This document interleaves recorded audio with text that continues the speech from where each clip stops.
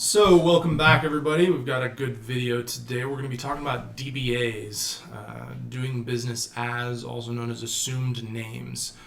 Before we get started, go ahead, hit the like, subscribe, comment button. Let me know if there's anything else you want to hear. Let's get into it.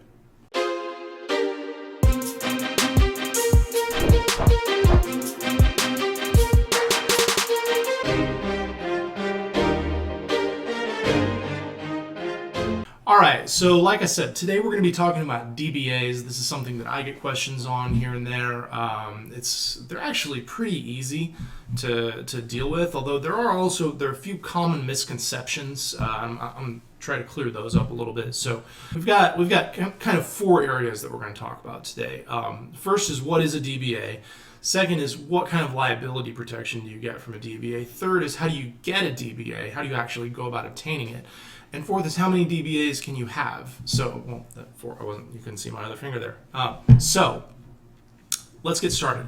So the first question is, what is a DBA? So DBA is short for doing business as, and actually in the state of Texas, this is a little bit of a misnomer in that Texas refers to them as assumed names.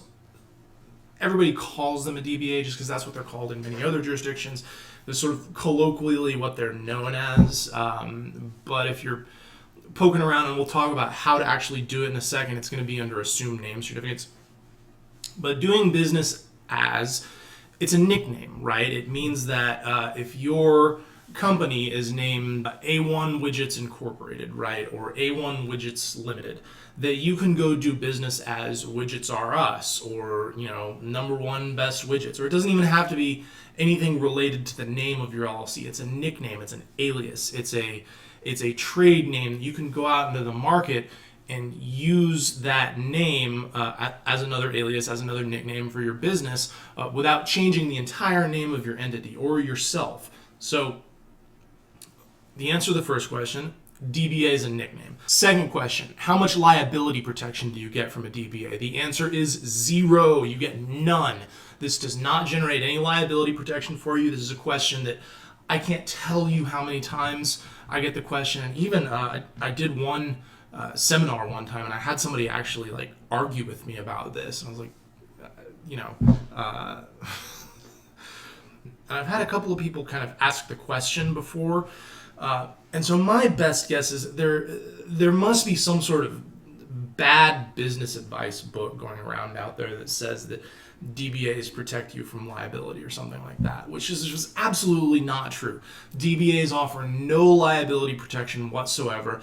It is simply an assumed name. It is simply a nickname. It solely has to do with marketing and trade names and that kind of thing. This is not a legal barrier that gives you any kind of liability protection in the way that an LLC or a corporation or a partnership or et cetera does. A DBA does not protect you from any kind of liability. I'm going to say that one more time because it's so important. And there are misconceptions floating around out there in the world about this. And I don't know who's going around telling people this, but DBAs do not protect you from liability. Do not use a DBA as a substitute for an LLC or a corporation. It will not give you anything. It is solely a marketing thing. It is solely a trade name thing. All right, third question. How do you actually go and get your DBA? Well, it's the same place if you go back and look at my video on how to form your LLC, or same way you would form a corporation or a partnership or whatever. You go to the Texas Secretary of State. DBA costs $25 a pop. I'll put the video up here. And remember, the first thing we talked about, Texas doesn't call them DBAs. Texas calls them assumed names. You file an assumed name certificate. You pay your $25 and you're good. All right, fourth question. How many DBAs can you have? Well, within reason, as many as you want. You probably don't want to file 1,000 of these because they're $25 a pop and you're sort of wasting your money at that point.